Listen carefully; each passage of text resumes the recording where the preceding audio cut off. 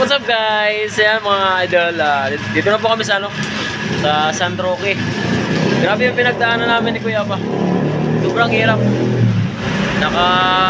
Nakaano po kami doon ng ng pamilya na wala man lang tumutulong doon sa may bandang taas ng Simura. Yung ginawa po namin is po namin na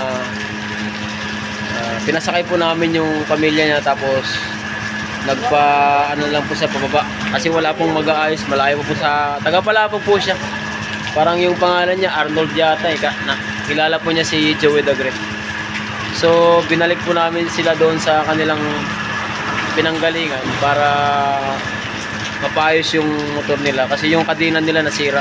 Wala naman kami pang reserva, kaya yung ginawa namin binalik na lang po namin sila kasi yung mga bata, dalawa po yung bata, tapos may dalawa pa silang mga mga kamuti.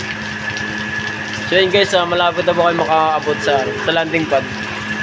Amba, yung isda andun, no? Ano yun? Ayun. Abang-abangan na lang po ninyo mga guys. Tara. Kain po muna tayo.